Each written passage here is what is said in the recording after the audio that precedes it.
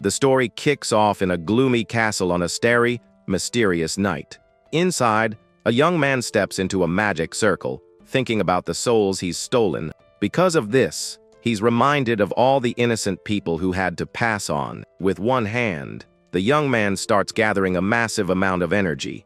Despite everything, he states with absolute certainty that he has no regrets. From there, the guy says he became a monster just to bring someone back. The scene then shifts to a golden scale representing karma. According to this law, the more good things you do, the more fate rewards you. This way, a person can achieve a happy life with money and even a path to the heavens. But one young man doesn't seem to buy it and thinks something is off. The image shatters like a mirror as he thinks that no matter what he does, it seems like the universe is just always against him all the time. Faced with the situation, the mage from the beginning appears to be going through an internal conflict.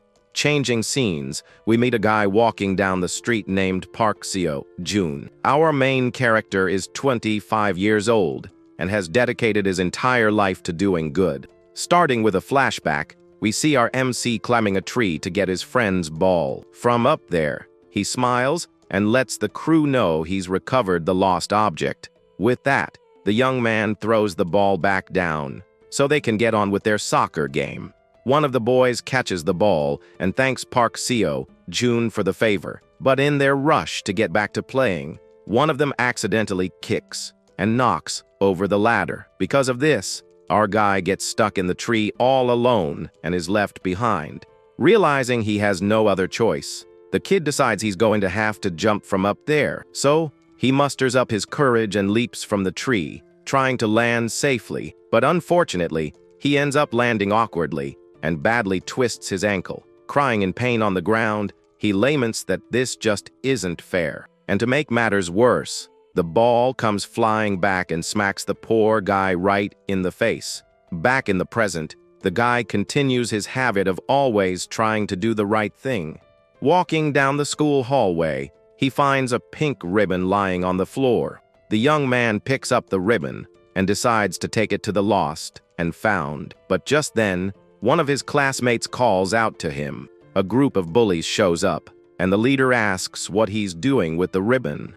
Our protagonist panics and tries to deny the accusation, but with no success. At that moment, a few girls walk out of the restroom, and the bully accuses him of spying on them. The girls look at him with disgust and call him a creep, leaving the guy completely desperate. From there, the big guy grabs him by the collar and says he hates perverts like him. With that, the poor soul gets beat up for no reason, while thinking this is the story of his life. Back in the present, he reflects that even after all these years, nothing in his life has changed. Walking down the street, a homeless man approaches and asks him for some spare change. Despite everything, our protagonist stops and starts searching his pockets for some money. He finds his last few coins and realizes it's all he has until the end of the month. Even so, the guy decides to help and gives the money to the man in need. But the man looks at the money with contempt and asks if that's all he's going to give. Park Seo-jun is speechless and tries to apologize for the small amount. But out of nowhere, a bird decides to do its business right on top of his head. The homeless man even mocks him, while our protagonist thinks that none of this makes any sense. With his head dirty, he laments that it feels like the entire universe is conspiring against him. Despite this, the guy cleans his hair and decides he's not going to let it get him down. With a determined expression, our protagonist affirms that he won't be shaken. After all, he believes that sooner or later, the wheel of fortune has to turn in his favor. And it seems like luck has finally smiled upon him as the crosswalk signal turns green. At that moment, a friendly old lady approaches and asks for his help to cross the street. Our protagonist promptly accepts and offers his arm for the elderly woman to lean on. And so, the two begin to carefully walk across the crosswalk together. With that, he guides her safely to the other side of the sidewalk without any trouble. As he says goodbye and wishes her a good day, the little old lady stays silent with a strange look on her face. All of a sudden, the lady starts screaming desperately for help, faking an attack. The people around them watch the scene, confused and shocked by the old woman's outburst. She hysterically screams that he's grabbing her, sending the guy into a full-blown panic. The crowd glares at him with disgust, and someone yells to call the police immediately. Completely terrified, he tries to explain that he was just helping the lady cross the street. Seeing he has no choice, Park Seo, Jun takes off running, shouting that he didn't do anything wrong. After running for a while, he stops in an alley, panting, to catch his breath. Reaching a sad conclusion, the guy realizes that all of this can only be a curse. As he's lamenting, a flower pot falls from a building and heads straight for him. The object flies toward him, and all he can think is that he just wanted to do good. A moment later, the pot smashes right on his head, shattering into a million pieces. Lying on the ground and bleeding, our protagonist is confused and doesn't understand what just happened. In immense pain, he calls for help from anyone who might be listening as footsteps approach. As luck would have it, the crazy old lady has found him and calls him a pervert with a terrifying look in her eyes.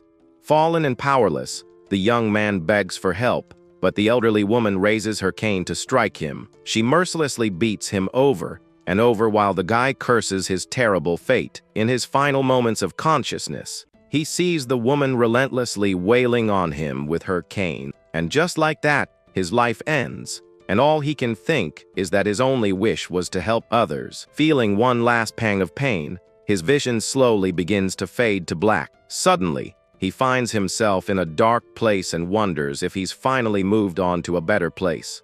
All of a sudden, a bright, golden light appears right in front of him, taking him by surprise. Our protagonist is confused by the brightness and wonders what's going on. He can hardly believe what his eyes are seeing in that moment of confusion, for before him appears an angel with bright, white wings, who greets him by name. The celestial being introduces himself as the Archangel Gabriel and looks at him with a smile. The angel explains that he has come to guide him to his next destination, which is eternal salvation. But to the guy's shock, the salvation he's referring to is the dreaded underworld. Not understanding a thing, the young man clutches his chest and tries to process this insane information.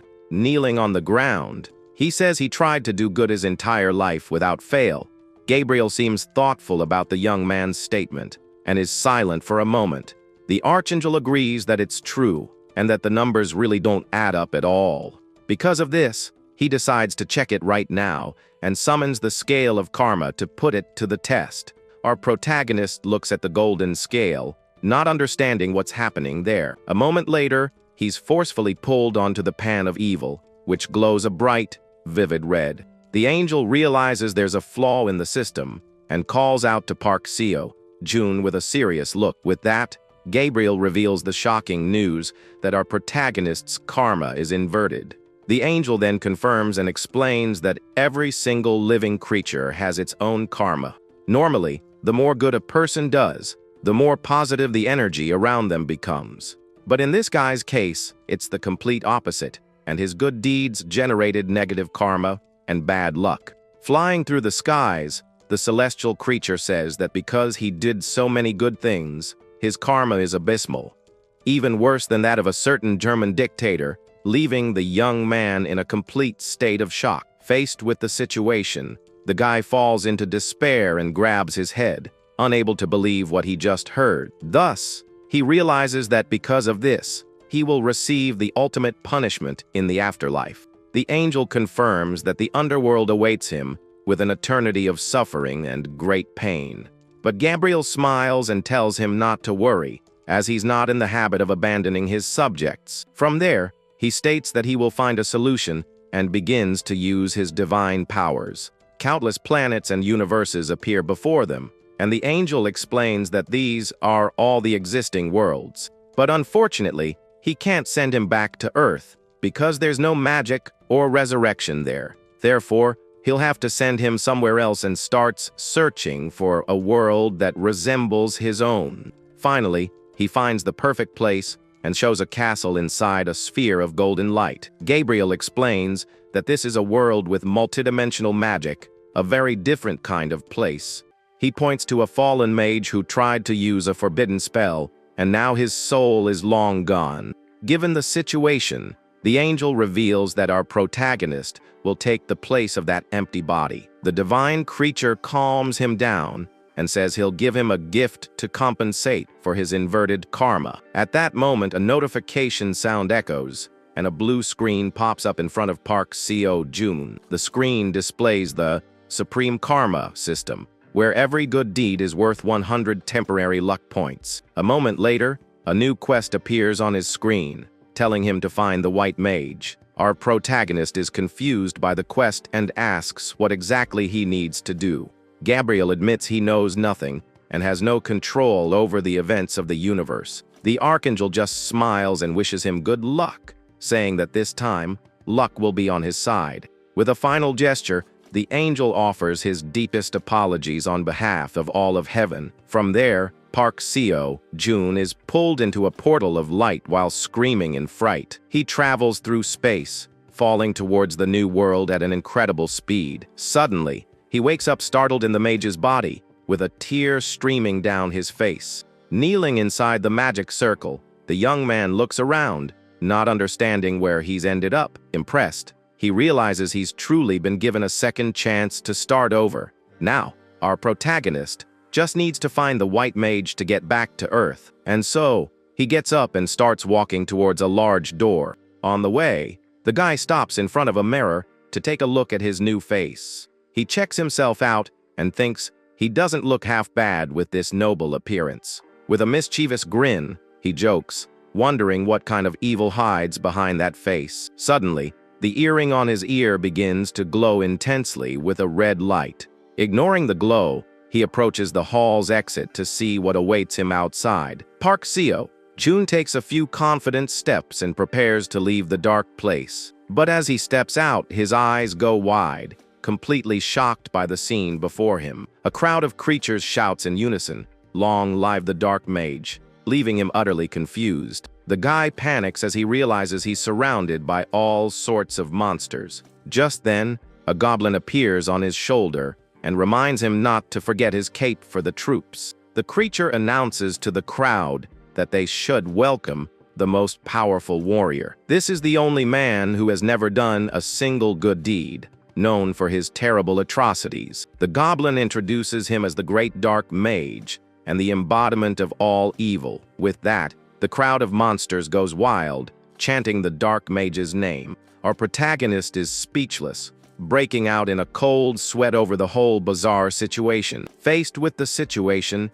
he runs back inside and slams the door with all his might.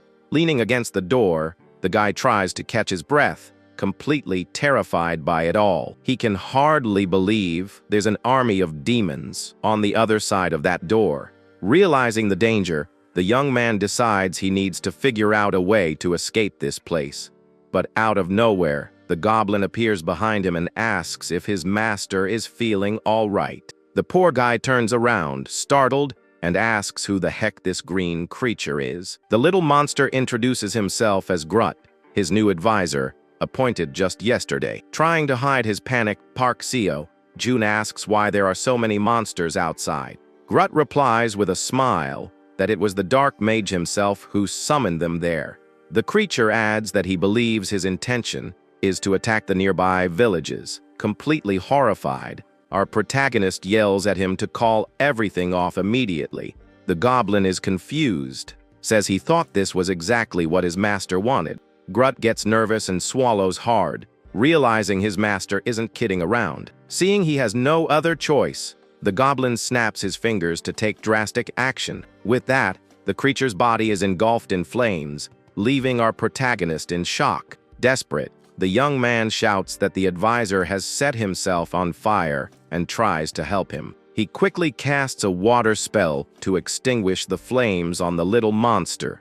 Despite putting out the fire, Grit remains terrified by the whole situation. At that moment, the system notifies him that the Supreme Karma has been activated by his good deed, but to his surprise, Grut kneels and begs the Dark Mage to let him go. The creature says he made a mistake and doesn't want to meet the same fate as the other advisors. Crying, he reveals that their souls still echo throughout the gloomy castle. Park Seo June doesn't understand a thing and asks the goblin to explain this story better. With a trembling hand, the small green monster points to a specific room in the place. Our protagonist turns his head in the indicated direction, still having no idea what he's about to see. There, he's faced with a terrible scene of several goblins who met a tragic end. Shocked by the sight, the guy realizes that the former owner of this body was a monster. Looking at that horrific scene, our protagonist asks what they did to deserve this. The signs reveal that one was punished for being late, another for trying to escape, and the last for stuttering. With his eyes wide with horror, the guy realizes the cruelty of the body's previous owner. From that point on, he understands that he is now the real monster of the whole story. A moment later, he turns and calls for Grunt, who is trembling in fear in the corner of the room. The guy tries to calm the creature down and assures him that he won't hurt him in any way. And so, our protagonist names him his advisor for life, leaving the goblin surprised. Grunt gets all emotional at the news and thanks his master for the opportunity. The young man then asks him to answer a few questions, and the first is who he is. The creature butters him up, saying he is the greatest dark mage in the universe, and the guy asks for his name. The little monster confirms his name is just Dark Mage, and the young man asks where they are. Grunt smiles, thinking this is all just a test to assess his knowledge as an advisor. He explains that this is his castle, a fortress that commands the southern lands and serves as his headquarters. Our protagonist reflects that not only did he reincarnate as a psycho, but he now has a kingdom of demons. Because of this, he asks Grunt how long he has been ruling these southern lands. The creature gets all confused and starts doing some crazy calculations in his head to answer. After much thought, he finally guesses that the Dark Mage has been ruling for 40 minutes. Our protagonist loses it at the answer, and Grunt corrects himself, saying 40 billion years. Seeing his boss's reaction, the goblin starts shaking in his boots, thinking he's made a fatal mistake. From there, he pulls out a dagger and prepares to take his own life to avoid punishment. The guy gets desperate and yells, seeing that the little creature is about to do something stupid again. Without a second thought, he grabs the advisor's hand, preventing the imminent tragedy. As the dagger falls, the supreme karma system activates once again for the good deed. With that, our protagonist orders Grunt to stop this madness and stay alive. He bluffs and threatens to give the goblin the worst possible end if he ever tries anything again. Poor Grunt gulps, and it seems the threat worked perfectly on him. Letting out a sigh of relief, the young man decides he needs to focus on his real mission. He can't forget that his main objective is to find this so-called white mage. With a serious face, he decides he needs to find this guy as quickly as possible. After all, even with the bad life he had, he desperately needs to get back to Earth. The reason for all this is that, whenever something bad happened, his mother was there to support him. With teary eyes, he remembers that she was always by his side to comfort him. A single tear rolls down his face, just thinking about all the affection he received. From there, he recalls her tending to his scrapes after a soccer game, and also how his mother defended him tooth and nail from the school bullies. Because of this, he will do anything to get back to the best person he has ever known. Back in the present, our protagonist asks if Grunt can see the blue mission screen. With the goblin's negative response, he realizes that this system is exclusive to him. So, the young man gets straight to the point and asks his advisor who the white mage is. But just hearing the name makes the little goblin start to tremble and break out in a cold sweat. The tension is so thick that even the animals in the castle are terrified by the situation. The creature grinds his teeth with an expression of pure hatred on his face at that moment. With that,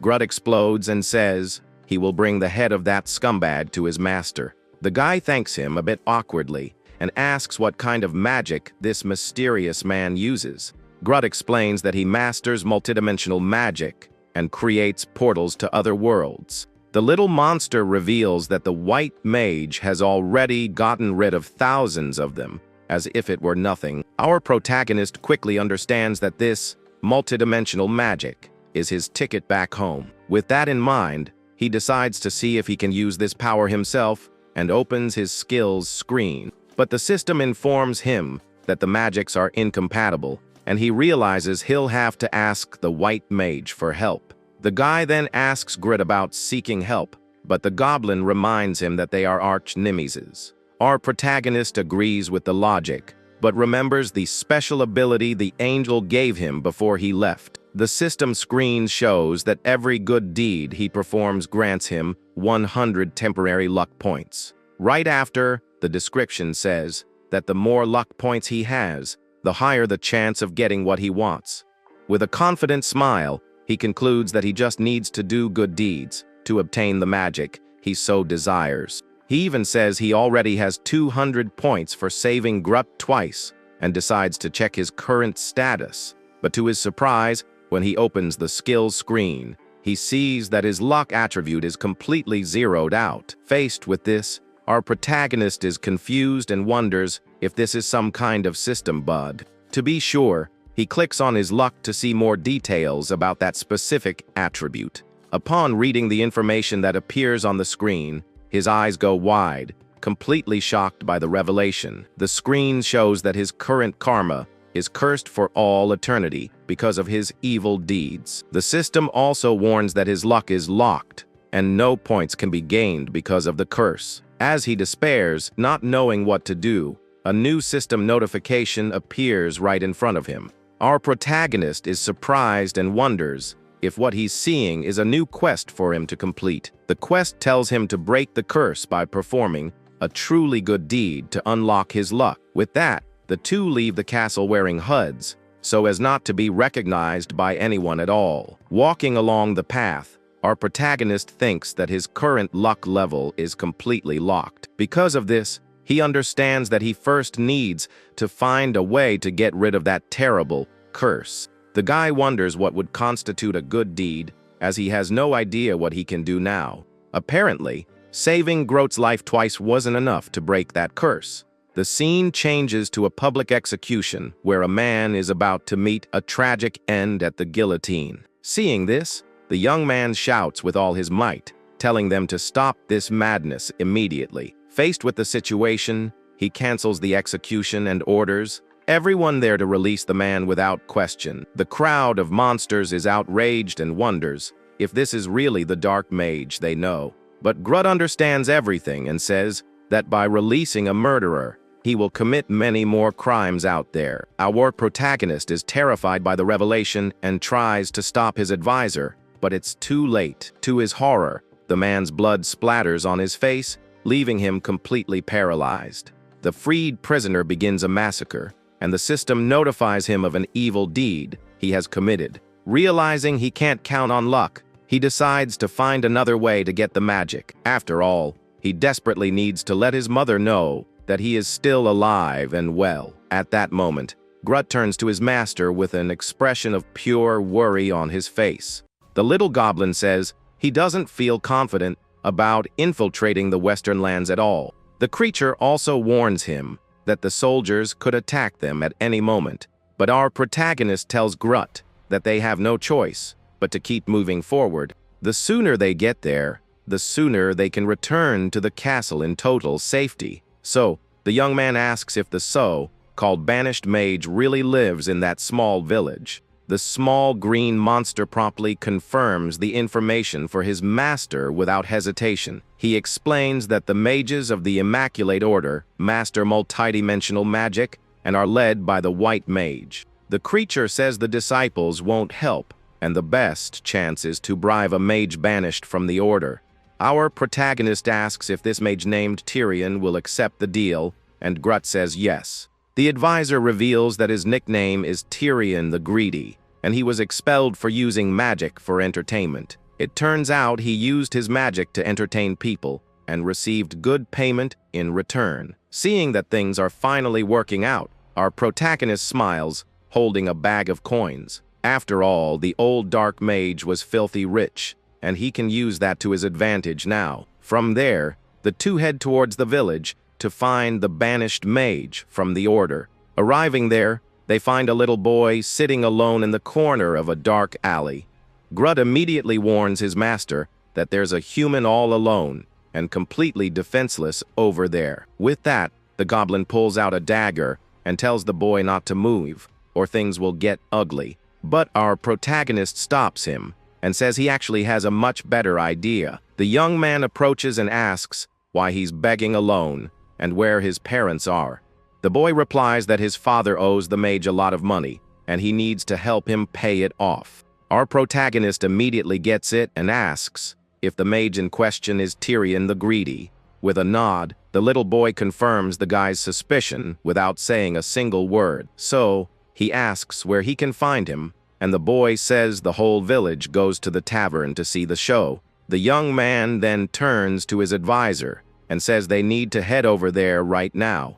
But Groot gets it all wrong and offers to chop the boy into pieces for his master to eat. Ignoring the green creature, our protagonist kneels in front of the little boy with a plan. With that, he gives a gold coin to the boy, and the system notifies him of a good deed. The little boy can hardly believe what he's seeing and is mesmerized by the shiny coin. But as expected, that wasn't enough to break the terrible curse that haunts him. Grut gets desperate and asks what his master is thinking, giving gold to a human. Our protagonist agrees it's not enough and gives the entire bag of coins to the boy. Faced with the situation, the little creature simply freaks out and can't believe any of it. Even after all that, his luck remains locked while Grut is shocked by the scene. The little goblin doesn't understand how the scourge of the 4 continents could perform a good deed. The little boy is speechless and, with a smile on his face, calls him his great hero. From there, Grut finally seems to have understood his master's grand plan. He thinks the Dark Mage saw a successor in that boy to spread terror throughout the world. The goblin even imagines the boy becoming a terrible villain and ruling the southern lands. Our protagonist calls him to leave, and the advisor gets all excited about the idea. Changing scenes, we see someone drinking in a noisy tavern full of people. A waitress works cheerfully while the tavern is completely packed with people drinking. Arriving at the place, our protagonist says he can't find this Tyrion anywhere. Suddenly, he realizes that something strange is about to happen in that noisy place. A bright light illuminates the stage, and the crowd goes wild as the show they've been waiting for begins. Seeing this, Grut warns him to be careful, as that is the so-called multidimensional magic in action. The magic shows a romantic scene of 2 aliens saying goodbye on the shore of a starry lake. One of the creatures says it has to leave and will only be gone for a few mere light years. Before parting, the alien tears off one of its own tentacles as a farewell gift. The other creature receives the gift with a flushed face, moved by the gesture of love. With the tentacle in hand, the alien opens its mouth to say something, but the scene is interrupted. Out of nowhere, the light goes out, and all that can be seen is a glowing cross in the darkness of the tavern. A megaphone announces to everyone that the show's transmission is over, leaving the crowd frustrated. The audience complains that the story stopped right at the best part, as a notice appears for everyone. To continue the show, someone needs to insert a gold coin, and a man gets irritated by this. Angrily, he turns to a white-haired guy and says it's his turn to foot the bill. The white-haired man turns and complains that he's already spent all his cash on the show. Faced with the situation, he yells for them to pay up already because he wants to know how the story ends. Seeing the opportunity, our protagonist approaches and puts a gold coin in the machine. He then turns the knob to reactivate the magic and continue the show. The machine confirms the credit and parks CO. June realizes he can use this to his advantage. The screen lights up, and a voice tells him to place his hand there and think about what he wants to see. Without wasting time, the guy touches his hand to the magic screen to test the device. He understands that it works like a remote control and decides to do a search. Because of this, the crowd in the tavern goes wild, celebrating that the show is coming back. But our protagonist couldn't care less about the entertainment and has another plan in mind. Focusing his thoughts, he manages to change the image and visualizes planet Earth from space. With that, the guy concentrates and thinks with all his might of his dear mother. And to his surprise, the image changes and shows his mother walking alone in the rain. Seeing her with a sad expression, he is shocked and shouts her name. Desperate, he bangs on the screen and yells that he's there, but everyone thinks he's a crazy drunk with his eyes full of tears. He can't believe he's seeing his mother. The image shows his mother walking alone on the street as he whispers her name. A couple of neighbors greet her and call her Mrs. Kim with a smile. She responds with a weak voice and a tired look of someone who has suffered a lot.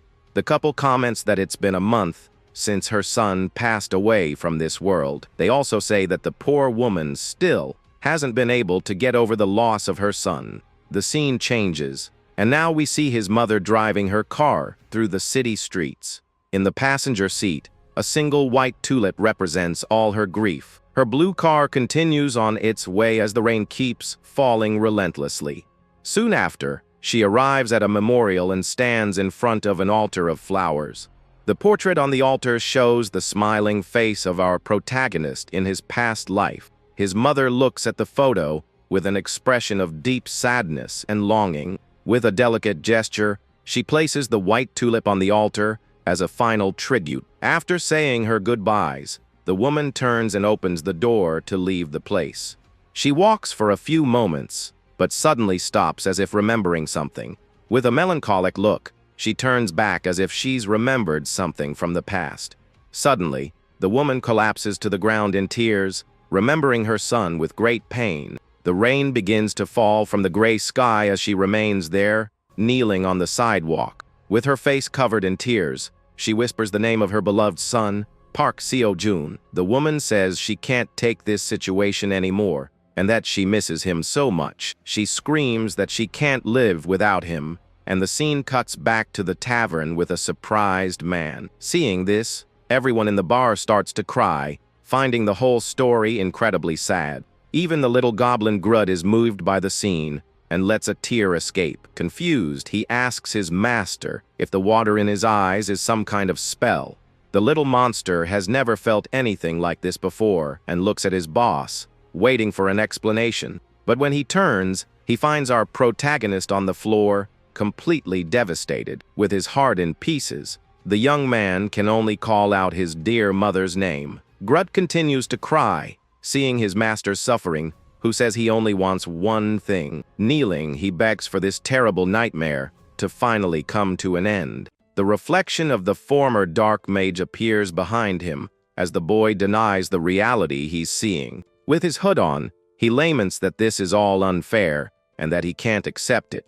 At that moment, his eyes glow, and he says he refuses to make his mother cry like that. Desperate, the young man tries to cross the magical screen, yelling that he's right there. Seeing this, the little goblin shouts for his master to stop, and Tyrion warns him of the magic's danger. But the boy doesn't listen and keeps yelling his mother's name, hoping to be heard. Then the banished mage activates a safety mode on the machine to prevent a greater catastrophe. Because of this, the protagonist is hit by a powerful electric shock and screams in pain. Even with the immense pain coursing through his body, the new dark mage vows that he needs to resist. With his teeth clenched, he focuses all his energy to try and overcome the power of that magic.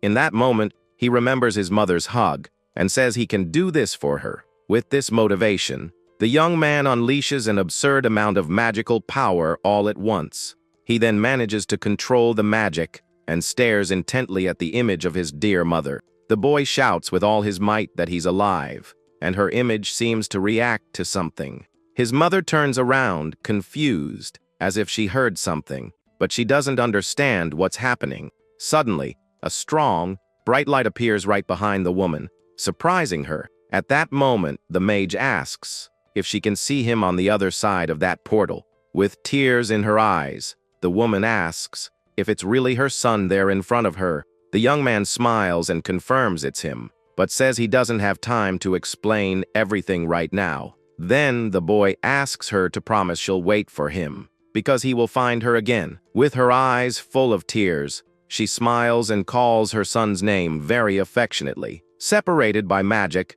the woman promises she'll wait for him, no matter what happens. With that, the portal closes, and a purple energy pulls him back to the tavern with force. Tired and with a tear running down his face, he says he used all his energy and can't take it anymore. Then a system notification appears, saying he performed an exceptional good deed. With that, his eternal curse is broken, and he realizes he's no longer cursed forever. His luck points are activated, and the boy will finally be able to use the power the angel gave him.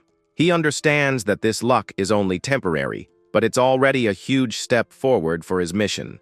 To get more luck, the young man concludes that he needs to keep doing good deeds. At that moment, the mage banished from the order looks at him with a smirk. Meanwhile, two men are fighting intensely in the tavern over the money for the magical broadcast. One of them cries and complains that he has no more money to pay because he's already spent everything he had. Angry, the shoeless man lands a kick on the other guy to end the argument. The tavern turns into a complete mess, with everyone fighting over who's going to pay the bill, until one clever guy spots a gold tooth and tries to pull it out to pay for the show. Grut tells his master they need to leave, and the boy thinks that magic drives people crazy. Suddenly, a mud of drink flies and hits the little green goblin square in the head. With his hood soaked, the little creature gets furious and grinds his teeth in pure rage. Then he explodes with anger, scolding the humans and threatening to take everyone down in there. But the new dark mage approaches his advisor and starts sniffing his head. He then says the drink has a strange smell, but he recognizes that familiar aroma. With that, the boy accesses the old mage's memories and sees him preparing an elixir of addiction. With this, the young man calls Grut and says he needs to check the tavern's drink barrels. He thinks something weird is going on, and that there must be a hidden system there. Then the dark mage finds a vial with a blue liquid hidden behind the barrels. The boy picks up the vial and confirms that he was right about his suspicions all along. He shows the elixir of addiction to Grut, who is shocked by his master's discovery. The young man understands that Tyrion got everyone addicted, so they would spend their money on her magic. With a focused gaze, the protagonist finally unravels the whole mystery behind the tavern. He then remembers the little boy and realizes his father spent all the family's money there. Just then, two men approach and call the boy and his advisor a freak and a dwarf. The little goblin gets irritated by the insult and grinds his teeth in anger at the two men. One of them then confirms that they were the two who paid for the last magical broadcast. With that, they demand that the mage pay, so they can see the end of the alien story. Grut doesn't think twice and pulls out his daggers to defend his master from those men. But the protagonist stops him and says calmly that there's no need for any trouble right now. With a confident smile, the young man states that he can help all those addicted people. He then closes his eyes and concentrates to find a solution to that problem. The boy sees the dark mage's memories and looks for a spell that will nullify the elixir. Finally, he finds the magic he needed and says he's found the solution for everything. Then the dark mage extends his hand and prepares to cast the spell he found. With an intense glow, he casts a powerful purification magic throughout the entire tavern. Everyone there is enveloped by the blue light, and the massive brawl finally stops at once.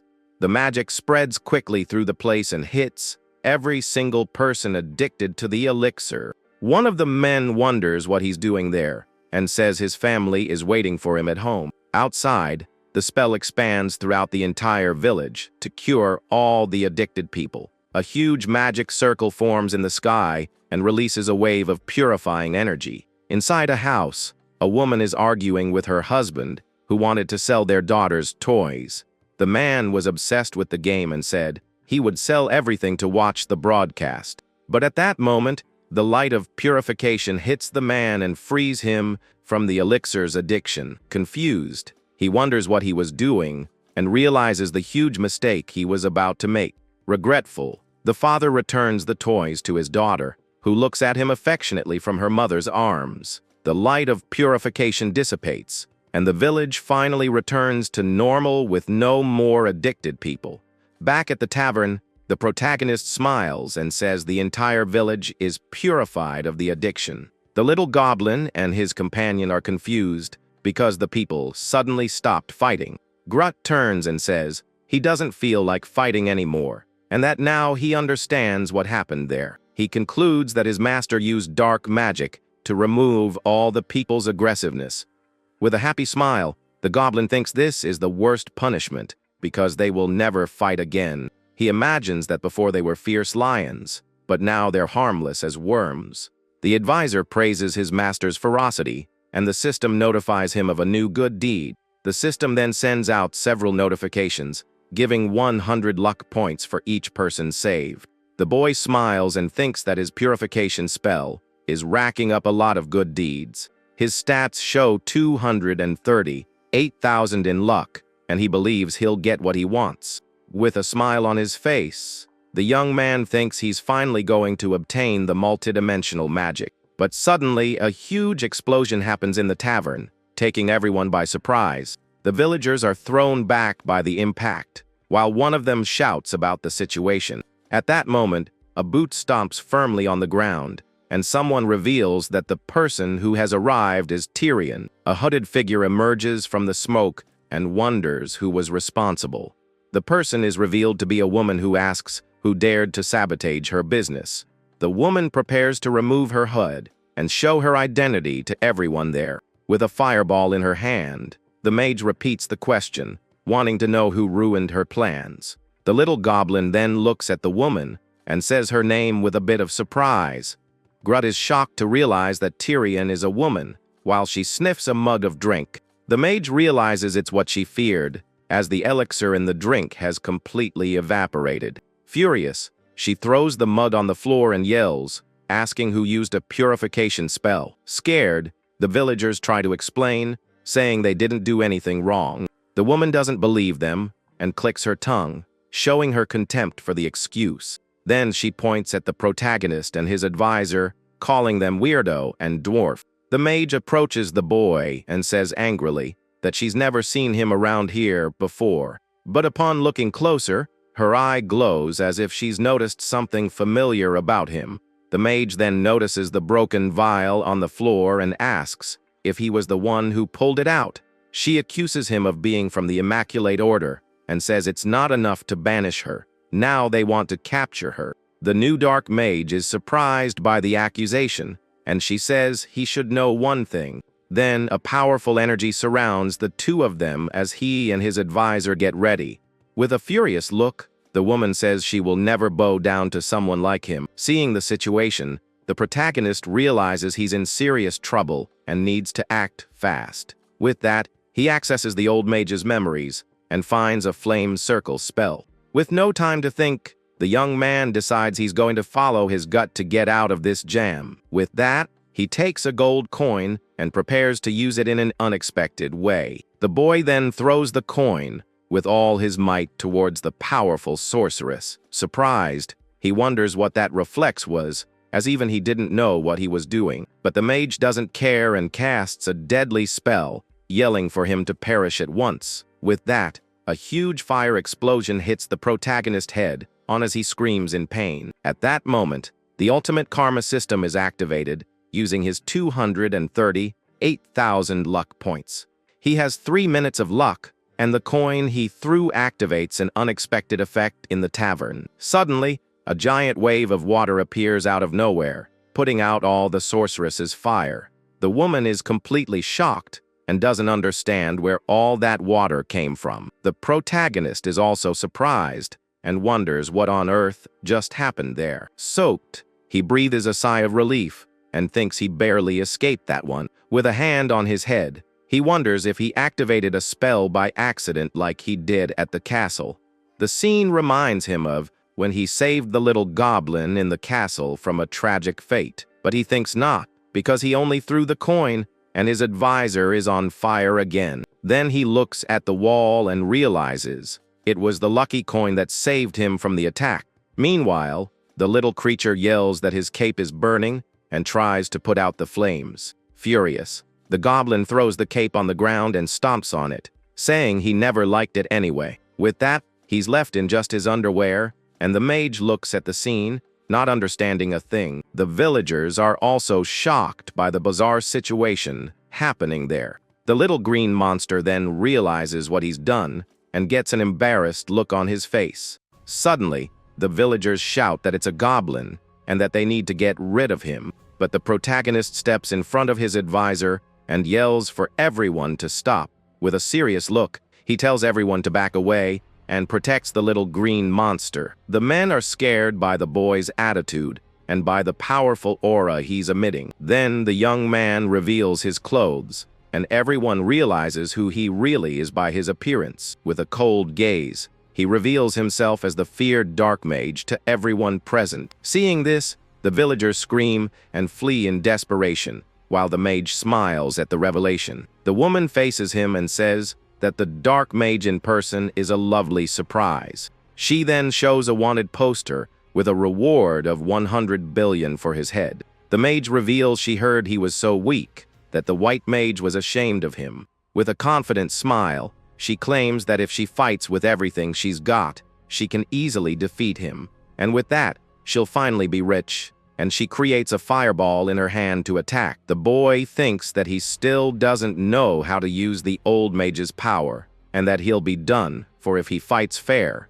With that, he looks at the leaking pipe and understands that once again, he'll have to rely on luck. Then the young man faces the mage and says he has no doubt she's a worthy opponent. However, with a smile, he warns her that she needs to be more focused, and the woman is left confused. At that moment, the flammable liquid from the barrels leaks towards the fire on the ground. The mage perceives the imminent danger and is completely shocked by the unexpected situation. Without a second thought, the woman runs to try and escape the coming explosion. The protagonist then picks up his advisor and decides to follow his gut to escape. The boy runs with the goblin towards an open window that he sees as his only way out. With that, the two of them jump through the window while the little green monster screams, afraid of the fall. During the fall, he spots a large tank and seems to have a plan to cushion the impact. Back in the tavern, the fire spreads quickly across the flammable liquid on the wooden floor. The fire then reaches the drink barrels, and the lid of one of them is launched by the pressure. With that, a gigantic explosion occurs, completely destroying the entire tavern in seconds. A huge cloud of dust and debris spreads through the area after the devastating explosion. The protagonist then peeks from behind the tank he used as a shield to protect himself. Seeing that the coast is clear, the boy and his advisor emerge from the rebels safely. The little goblin calls his master and says there's nothing better than some roasted human. But amidst the wreckage, the mage is injured on the ground, holding a piece of cloth in her hands. With a look full of hatred, she whispers the dark mage's name, desiring revenge. Injured, the woman says it's going to take a lot more than that to get rid of her. At that moment, the ultimate karma system is still active with his luck at maximum. He realizes there's only 1 minute left and that he needs to take the initiative to win the fight. So the boy taunts the mage, saying he didn't even need to use his powers against her. With a superior look, he asks if she really thinks she has any chance of winning. With clenched teeth and full of rage, the woman scolds him for his arrogance. She then unleashes a powerful fire magic, yelling at him not to underestimate her. The new dark mage braces for the impact of the spell coming his way, but suddenly, his foot slips on a rock, and he looks surprised by the unforeseen event. Because of this, the young man ends up falling flat on the ground in a very clumsy way. Lying on the ground, he lets out a groan of pain as if he'd been hurt by the fall. He then notices the magic circle on the ground and understands that the mage's attack missed by a hair. Seeing him on the ground, the sorceress advances, yelling that this time he's finished for good. With an insane smile, she says that this is her full power and prepares for the final blow. The system warns that only a few seconds of luck are left, and he seems calm about the situation. With time running out, a red magic circle appears on the cracked ground beneath his feet. At the last second, a black liquid gushes from the ground, blocking the woman's fire attack. The sorceress is in shock and wonders how he managed to dodge all of her flames. In the distance, Some villagers are watching, and one of them shouts that the black stuff is oil, engulfed in flames. He understands that the explosion in the tavern brought the oil to the surface. The sorceress watches the flames around her, completely stunned by the fire. Lying on the ground, she realizes she's used all her power and has no strength left to fight. With her body exhausted, the woman admits she can't move anymore and accepts her fate. Then, amidst the fire, the mage believes that this will be her end and that she's going to perish there. But suddenly, a blue light protects her from the flames, leaving the woman completely surprised.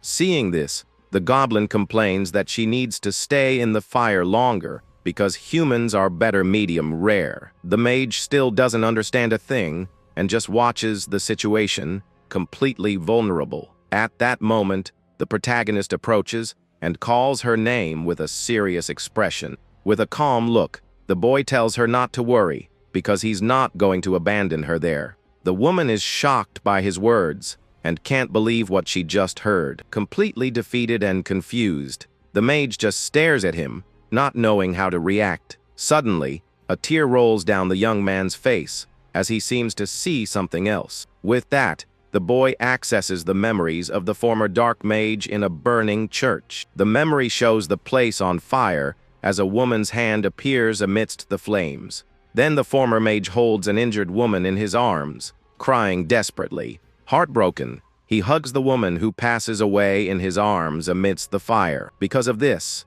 the former mage screams in pain and despair for having lost the person he loved.